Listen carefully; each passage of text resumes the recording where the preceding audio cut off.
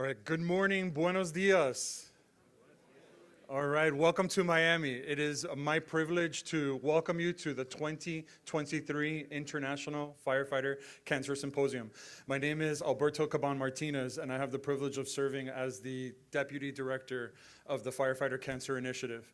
And this morning, I wanted to share with you some welcoming remarks. So it's hard to believe that it has been 8 years since the FCI has been created. We started with education, service, and innovative firefighter cancer research. This year in July will be our 9th year working with our Florida firefighters as well as national and international firefighters in our pursuit to eradicate cancer from the fire service. This year, we also, you may have noticed, changed our name from the National to the International Firefighter Cancer Symposium. Over the past 5 years, there has been growing interest from many different fire services, not just in Florida and the US, but around the world, in understanding what techniques, methods, and approaches could be used to control cancer in the fire service. So as of today, we have 696 attendees, 315 here in this room, and 381 online. We have a total of 43 states from the United States represented here, as well as 18 countries from around the world that are here or watching us live. We are thankful to our partners, IAFF Local 1403 and MDFR Leadership, as their partnership has helped us host this symposium here with you today in their local union hall. Let's give them a round of applause.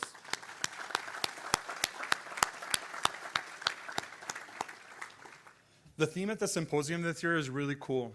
You'll be learning today that the International Agency for Research on Cancer from the World Health Organization has recently changed the grading for firefighter cancer research, for firefighter cancer to a group 1 carcinogen for mesothelioma and kidney cancer. And I apologize to our presenters if I stole their thunder and gave already the grading levels this morning. But because of that change, the message today is we're seeing that the types and severity of the cancers that are present in our firefighters are changing based on the literature that is coming online. Today, we'll look at that monograph and go deep in understanding what the state of the science is on the findings from the monograph. Our goal is knowledge transfer. We want to be able to take the research that's being done in the academic centers around the United States and around the world to the fire stations.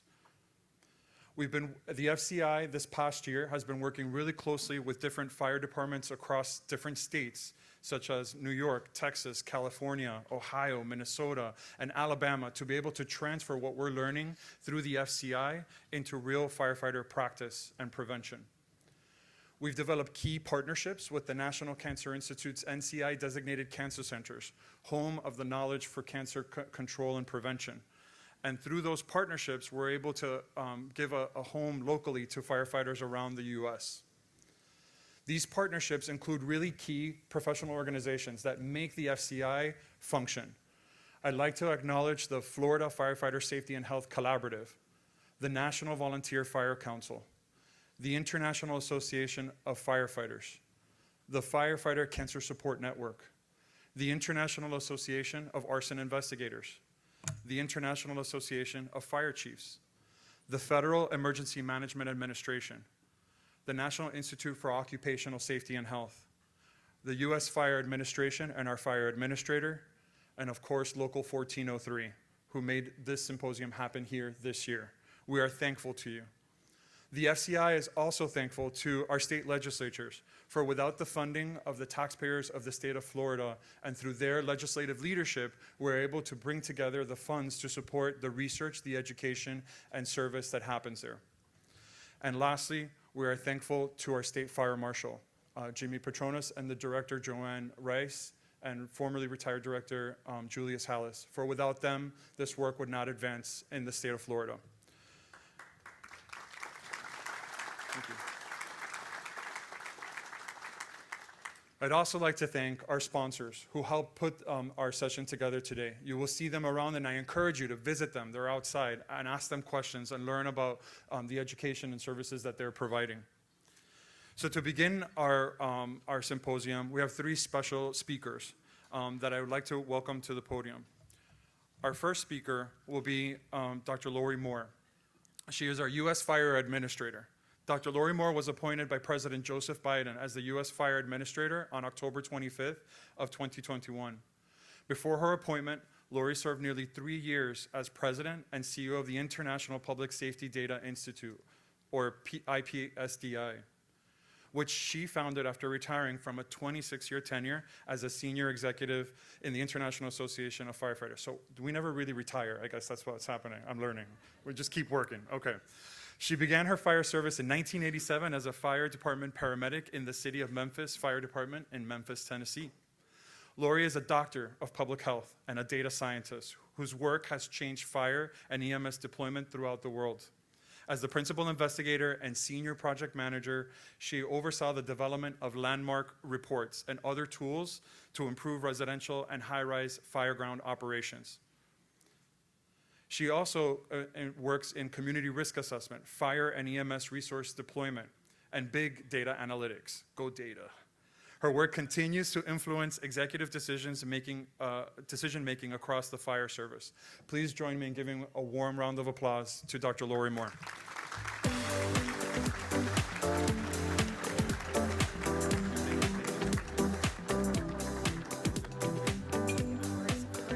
Good morning. I love Alberto's passion. He's always starts off with passion, and I'm so grateful for our friendship through the years. I'm so happy to see so many faces that I know this morning, and those that I don't, I want to meet you and get to know your face as well. So I'm really excited to be with you. What an opportunity to have this kind of group together. And when I say that, I mean everybody from the researchers in the room to the cancer survivors in the room to the fire service leaders who are very passionate about this, to those who have lost your colleagues, and you are now leading the change to stop the scourge of cancer on the firefighters that we know and love. So let me talk to you just a little bit about this, what we're doing at the federal government level this morning. Whoever thought I would be a Fed, I didn't, but here we are, and I'm excited to serve as your fire administrator. So I want to start by telling you just a little bit about my priorities within the USFA, because it fits squarely where you are. Preparedness and resilience, and that resilience piece is about our responders as well, not just our systems. In fact, the preparedness and resilience means systems, and it means our people. And so resilience, both physically and mentally, is something that we have focused on, and again, fits squarely with the mission this morning. For those who are not as familiar with the USFA, our mission is this: support and strengthen fire and EMS responders to prepare, prevent, mitigate, and respond to all hazards. Well, support and strengthen certainly means your physical well-being.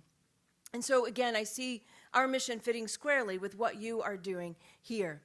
One of the things that I want to tell you about is a summit that we held in October last year that will now be held annually every October during Fire Prevention Week at the U.S. Fire Administration within the Department of Homeland Security. This is a mandate within our legislation, yet it had never been done. Since 1947, we had not had such a summit, and now we do. There was a whole section of this summit dedicated to cancer, cancer and firefighters. And I want to show you just a couple of pictures. The Deputy Secretary of Homeland Security, the Secretary of Homeland Security was with us, the FEMA Administrator was with us, Caitlin Durkovich, who runs the Response and Resilience Method Department for the White House, the Office of the President, the Executive Office of the President, was with us. We brought in these leaders to listen to your fire service leaders. Chief Donna Black, the President of the IAFC. Chief Kevin Quinn with the National Volunteer Firefighter Council. Ed Kelly with the International Association of Firefighters, who was the chief spokesperson on firefighter cancer at this summit and this roundtable. All of that resulted in 6 strategies, national strategies for the fire service, and I want to share one of them with you today. Establish a comprehensive firefighter cancer strategy that invests in research, provides access to cancer screenings for firefighters, and reduces and eliminates PFAS exposure. That strategy was born out of that summit. And this is a strategy where I just showed you pictures of the heads of the national organizations who came together, not for their own organizations, but to stand together with what we are now calling one voice of the fire service. You see, with one voice, if we stand together, we can move initiatives. We can do this strategy. And I want to invite all of you to stand with us as we move forward with this strategy. You're already motivated. You're already standing together. And so if we all come alongside and work together, we can change this. I want to show you this because right on the back end of that summit, and after consultation with the Alejandro Mayorkas, who is the Secretary of Homeland Security, he heard us. He heard this statement that astounded him, that 75% of firefighters who die every year deemed line of duty are cancer deaths. That got his attention. He issued a memo that directed the Office of Health Security to first assess the incidence of cancer. Now, we know we've been doing that outside the federal government for a long time, haven't we? But to get the federal government to say, I want to know what it is significant. Develop both a prevention and a responsive program in context of firefighter exposure and carcinogens, including PFAS. Well, to have the Secretary of Homeland Security recognize and issue a memo like that is pretty significant. What did that lead to? Well, it led to us being engaged to do some pretty pointed steps. Now, you have to understand that even though you're way out ahead of where this seems to be, we're going to get there. But it's bringing the federal government in line and appropriate attention on this issue. Phase one, a literature review, that's already been completed. You see, they have to do, I shouldn't say they, we have to do our own literature review inside the government before we actually believe it, apparently. So that has taken place. And now we're going to be conducting these nationwide listening sessions. And the nationwide listening sessions are going to include many of you. We want you to come and again tell us what you've been trying to tell us for a very long time. And so these listening sessions are going to happen. We want to get the full scope of what exists today so we can establish where is it right now, what is happening, what are the initiatives, what are still the gaps that need to be filled. And we're going to be leaning in with our partners over at NIOSH on the cancer registry. So all of this is happening inside Homeland Security, which is pretty significant. About the same time, in the last few months, we had the passage of the Protecting Firefighters from Adverse Substances Act, or the PFAS bill. And the PFAS bill now has directed the FEMA administrator, and of course, what I may not have said to you at the beginning is that USFA sits inside FEMA. And so we are a component of FEMA. And so now we are directed, as you can see there, to develop guidance for firefighters and emergency response personnel on best practices, right? Section 2 of the PFAS Act, you can see there, look at publishing guidance, creating curriculum that must be delivered at the National Fire Academy, and looking at a public repository of tools. Many of these things, some of you wanted to do for a long time, perhaps. And now we have a directive to do so. So what did that lead to? Well, that bill led to the third step at Homeland Security saying, get this done. And so that's what we're doing. We're now leaning into, with a timeline, for establishing and accomplishing the things that are directed in that PFAS bill. And of course, all of this is going to be released. It's this first time that we're releasing this outside the federal government of this conversation, but this will be released publicly in the next few days. I wanted to make sure you all heard it first, that all of these things are in motion inside the federal government. We want to do them with you, because as I started, I wanted to say with that one voice how important it is that we stand together. Here's some of the other things that we are talking about in regard to PFAS, and I want us all to be very careful, because if we put all our eggs in the PFAS basket, then we're going to miss the other carcinogens and focus on the other carcinogens. So this is something that we are touting, is be careful. Yes, we need to address this, but there are many other carcinogens at play. But these are some things in motion already within the federal government that I thought you should know about. Other federal components The EPA is certainly involved. The DoD very much involved in looking at firefighting foam. NIOSH, of course, we know that they're active, and I know Miriam and Alex are here. We've got the USFA. We continue to lean into this space. And, of course, the FAA with the same process. So that gives you some idea of what is happening across the federal government in regard to PFAS. So with that, I will show you this image just to say again, it is vitally important that we all stand together. Researchers, firefighters, fire service leaders, officers, survivors. We must stand together with one voice if we are going to continue down this path to change the trajectory and the loss of firefighters due to cancer. So I encourage you all to continue to lean in. You're here, listen, learn from each other, share, and let's do this together as we stand with that one voice. So one voice across Homeland Security in this space, one voice with Homeland Security, FEMA, the U.S. Fire Administration, and I'm excited to be able to kick off your session today. Thank you so much, and on behalf of President Biden, Secretary Mayorkas, Administrator Dan Criswell, and of course all the men and women at the U.S. Fire Administration, we will stand with you. Thank you very much.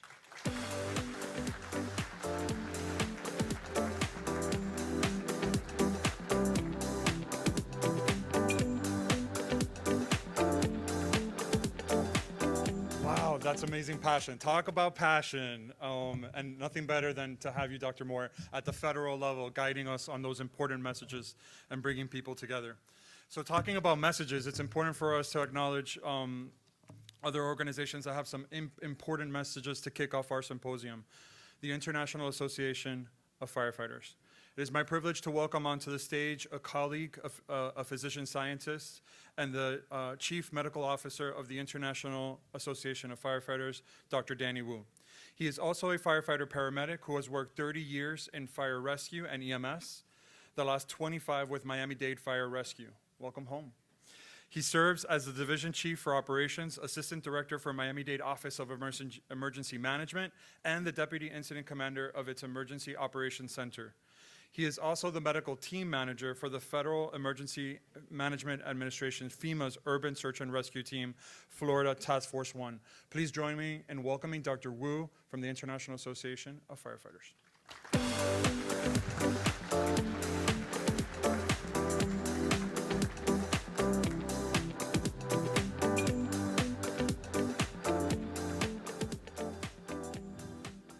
Thank you, Alberto. Wow. I'm not even going to try to match the Madam Administrator's energy or her cool slide, so you'll just have to put up with little old me. So allow me to also welcome you to the 2023 International Firefighter Cancer Symposium, and welcome to my local Metro-Dade firefighters. Not too shabby a place, huh? To our friends from the north, sorry about the weather. It has been unusually cold. So I was talking to somebody yesterday, Scotty from Minnesota, and he said that his flight was delayed because of 24 inches of snow. I can't even fathom that. So if I were to Google it, I'd get cold. So as Alberto said, I'm retired from right here, Miami-Dade County Fire Rescue. Some here will tell you that I was in charge of training, running Chinese fire drills. Not true. Maybe I ran some, but not a lot of them. Let's talk about why we're here. I want to start by asking you guys to raise your hand if you have had or know someone who has had cancer. I want you guys to turn around and look at the room. Nearly every hand is up. That's the reason why we're here. So we're going to talk about odds. Specifically, what I want to talk to you guys is about 3 out of 4 odds. To win the lottery, 75% chance of winning the lottery would be phenomenal, right? On the other hand, if a firefighter were to die on the line of duty, 3 out of 4 times it'd be due to occupational cancer. So in that respect, it's horrible odds. Yet, year after year, that is approximately the number that we see when we honor our fallen heroes at our annual Fallen Firefighter Memorial Ceremony in Colorado Springs. For example, last year, 348 out of 469 names added to our memorial wall were due to occupational cancer. So what's the IAFF doing about it? We've always been a principal stakeholder when it comes to making positive strides with the things that hurt or kill firefighters. This time is no different. To combat this cancer epidemic head-on, General President Ed Kelly built up the Health and Safety Division by adding a research, science, and medicine component. He created a research and science department led by Canadian extraordinaire Director Neil McMillan, here with us today. General President Kelly also appointed the IAFF's first ever Chief Medical Officer, yours truly, and gave us our charge, which is rather simple. We're to improve upon the health, safety, and well-being of firefighters in body, mind, and spirit. So we come here today to do just that against the #1 killer of firefighters, occupational cancer. How are we going to do this? Through collaboration with outstanding academic and research institutions such as the University of Miami and the Firefighter Cancer Initiative, as well as through advocacy organizations, public agencies, and the education of elected officials. This symposium is a great example of this collaboration. A gathering of experts of this caliber does not happen often. So the IAFF is honored to be a part of it. We come to share our insight, and we come to learn from you. Just as importantly, we're here to forge stronger ties with all of you, friends of the fire service. We recognize that it is a blessing to be among many of you who are the tip of the spear on the topic of cancer and firefighters. From the bottom of our hearts, thank you for helping us understand this illness and, more importantly, guiding us in how to extinguish it. Representing 334,000 firefighters comes with challenges. Heck, representing one comes with challenges, you know? But the issue of occupational cancer is not one of them, as every member understands what it is at stake. So the membership put their money where its health is. At our most recent convention, they reached into their pockets and through a unanimous resolution vote, created a fund for firefighter cancer research. It's easy to see why, because in one way or another, as you guys demonstrated, all firefighters have been touched by cancer, and all of us wish for it to go away. My local story is no different than any other locals. We've mourned the loss of many brothers and sisters to occupational cancer. I would like to mention my good friend, Captain Artie Alonso, who lost his fight to multiple myeloma and will be honored for his sacrifice at an upcoming fallen firefighter memorial ceremony. We help people for a living, so it's natural for us to want to leave the fire service safer for our children and grandchildren. To that end, we'll use the scientific evidence many of you provide to improve, expand, and strengthen presumptive legislation in federal, state, provincial, and local governments, both in the US and Canada. We also use it to combat the insurance companies who contest and rescind the just claims of our members and their families. These companies will literally sue the widows of firefighters in an attempt to recover survivor benefits from the families of our fallen. And we'll also use it to hold the industry accountable. For decades, they told us that our bunker gear is safe, while knowing it isn't. At our recent affiliate leadership training seminar, General President Kelly unveiled the IAFF strategy to hold accountable industry players that chose profits over the health and safety of our brothers and sisters. These companies have known for decades about the toxicity of PFAS, a family of human-made forever chemicals that is a known carcinogen, immunosuppressant, endocrine disruptor, organ toxicant, and teratogen. Yet they put in our bunker gear this PFAS and told us it is safe, even to this day. We know now that is false and have partnered with 3 top law firms to make sure the industry knows that the health and safety of firefighters is non-negotiable. PFAS in bunker gear represents an unnecessary exposure to a known multi-level poison. We chose to be firefighters, to help people in their moment of greatest need, and we shouldn't have to get cancer for answering this noble call. This is the good fight, and we will see it to the end. We're strengthened by the support of all of you independent researchers who hold true to your oath to carry unbiased research by refusing to allow yourselves to be bought and paid for by the industry. Once again, thank you for being here. Whether you're a torch carrier or are helping behind the scenes to push it through the finish line, we all have a role in this fight. This is a fight for our lives and the lives of those that will follow us. Take advantage of the next 3 days. Teach and make new friends, and make allies for this extraordinary cause. Lastly, to our friends from out of town, yes, you are still in the United States, only in the part that will make your head hurt trying to remember your high school Spanish classes. Here, we're gonna make you regret getting that C in Spanish, because if you don't habla español, you might not be able to order those cervezas tonight. So with that, adios, amigos. Bendiciones. Let's get our learning underway.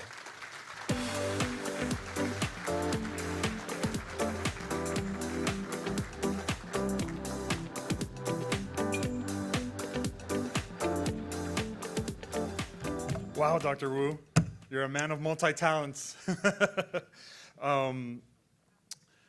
So the NFPA estimates that the U.S. firefighter workforce is made up of about 1.1 million firefighters, and 65% of those 1.1 million are our volunteer firefighters.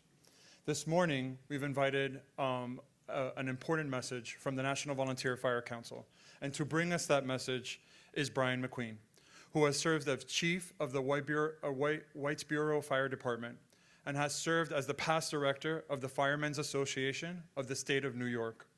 Brian was awarded the Golden Trumpet from FASNY for his work as a volunteer firefighter cancer law, and he is a board and founding member of the Believe 271 Foundation.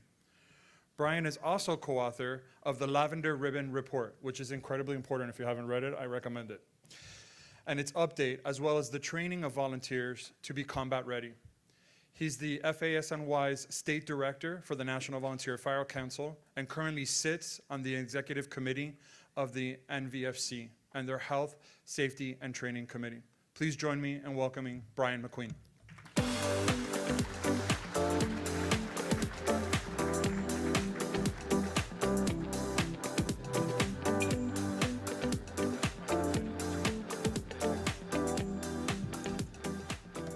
Good morning, everyone. It's great to be in Miami, especially when you come from central New York, and Dr. Rue said it great, where they just had 6 inches of snow last night and 1 3/4 inches of ice. So beautiful weather here in downtown Miami. I was here 2 years ago in person, and I was able to address the group at that time. And unfortunately, last year I was unable to be here because I came down with an aggressive malignant melanoma, which was the second cancer that I had. And thanks to a good friend of mine, Syracuse firefighter Mike Valenti, who I know Mike is watching virtually today, he was able to provide immediate assistance to me through medical help in Syracuse area, and that gives me the chance to be here with you today. So it's fantastic to be here. You know, I'm going to take a different avenue than what I took in previous years, and what I'm going to do is tell you where we've been in the volunteer fire service since 2016 when we dealt with the cancer issue. So in 2016, thanks to Chief Ron Sarnacki and Chief Dennis Compton of the National Fallen Firefighter Foundation, they put together a Firefighter Cancer Alliance. And they brought 63 firefighters together, a blend of career, volunteer, wildland, and emergency medical service personnel. And they brought them to Virginia. And at that time, they told us that cancer is an epidemic that we're going to need to deal with every day of our lives. And I had a chance to sit next to my great friend, Chief Jimmy Seavey, who was a captain in the D.C. Fire Department and also a chief of the Captain John Park Fire Department. And Chief Seavey and I sat next to each other, and we looked at each other and said, oh, my God. Not only is it impacting the career firefighters, it's impacting the volunteers as well. And come to know, as Jim Seavey had non-Hodgkin's lymphoma, the same first cancer that I had. So what we did is we got together and we said that there's got to be an issue in our lives that bring us together. I think Dr. Lori said it great today, one voice. So Jimmy also was very active as a director with the Volunteer Combination Officers section. And we did get together, and we did realize that cancer is an alarming issue. And when I sat in front of the national known oncologist in Memorial Sloan Kettering Cancer Center in 2014, when Dr. Yoakum Yahalem said, Brian, you have non-Hodgkin's lymphoma, and it's the fastest growing cancer in the fire service today. I looked at my wife, Sarah, and I said, oh my God, the job I love as a volunteer firefighter could be killing me. The need to spread the message, the need to open up our lives, the need to move us in the right direction has got to be here. So in 2017, Jim Seavey, Chief Jim Seavey, got us together with the National Volunteer Fire Service, and we put some career and volunteer firefighters together in a room, in Jim's room, in Clearwater Beach at the Symposium in the Sun, and we brainstormed for 8 hours. We started at 8 o'clock in the morning, we finished at 5. And if any of you know Jim Seavey, he didn't let us out of the room. He brought in drinks for us, he brought in lunch for us, and he said, nobody walks out of this room until 5 o'clock when we have a plan. And that's exactly what we did. We put a plan together, and we built it amongst the Volunteer Combination Officer section and an MVFC. And we put a poster together, and we thought this poster was really the greatest thing. And you see the people that we had supporting us on the bottom, the IAFF, Firefighter Cancer Support Network, and all, California Casualty. And that didn't work. We put them up, we had mass produced and put them in fire departments. And then we wrote the Lavender River Report, where we put career and volunteer firefighters together and wrote the National Volunteer Fire, the Lavender River Report, and that didn't work. And so what we did is we wrote the update, which just hit about 1.5 years ago, and that brought in the personal stories. The personal stories of probably some of you that you know where cancer has affected them and cancer has affected their families. We know that cancer is impacting our lives. We walk into the same fires day in and day out. Whether you're career or volunteer, it really doesn't matter. The message is clear. We need help. You heard it today from Dr. Wu and Dr. Lori. We need to bring ourselves together. So, thanks to the Firefighter Cancer Initiative here in Florida that put decon units in each of their fire stations in Florida, our governor, Governor Hochul, in this past January, put an initiative together through our Office of Fire Prevention and Control to put decon buckets in every single fire station in New York State. And that's going on right now through the Office of Fire Prevention and Control, and the training continues. And we can't thank them enough. But the other thing is that we wrote the Lavender River Report, and we wrote the Lavender River Report update, but we didn't blend it into the training aspect. So now we have what's called training volunteer firefighters to be combat ready, and we dealt with more things. We took the 10-year-old white paper that the MVFC did, and we created it using career and volunteer firefighters, and we put this document together, and all of these documents are online. They're free downloads. And we brought the fire service up to the year of 2023 because the fire service has changed since 10 years ago. There's no question about it. These are available. So where do we go? Unfortunately, we have to ask ourselves why. Why did these 5 firefighters, 4 of them chiefs, pass away from occupational cancer?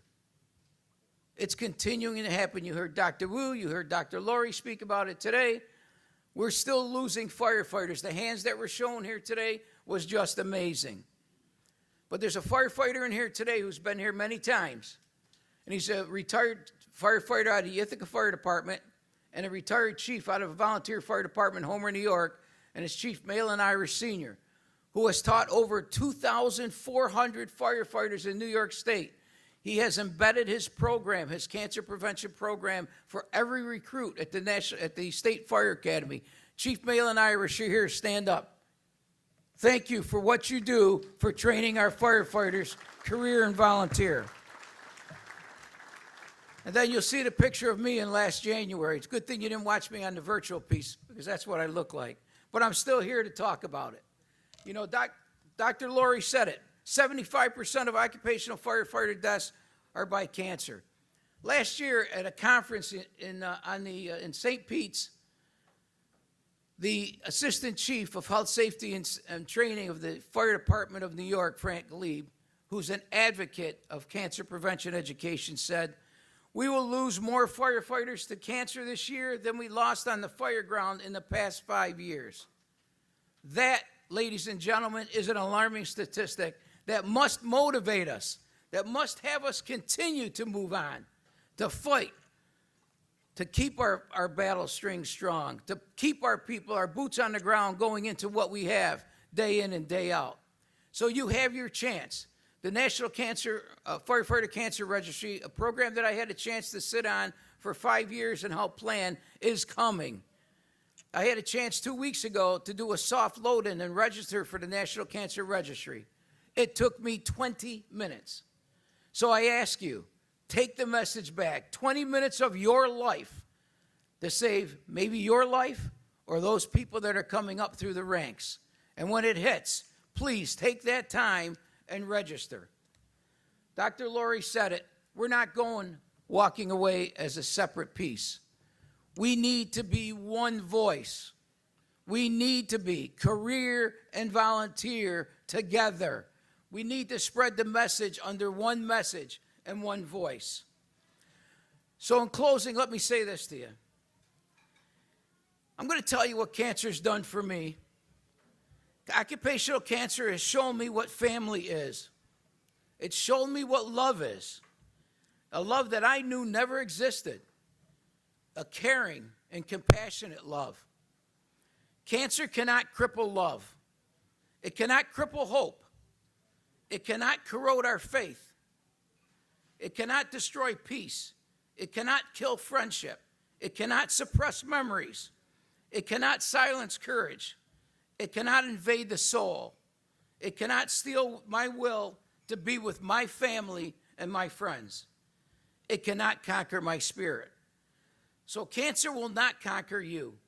If you take the 2 days of messages that you're going to be provided with today and take them back to your families and take them back to your friends and make us cancer safe. I appreciate each and every one of you, and I love you all. Thank you for being here.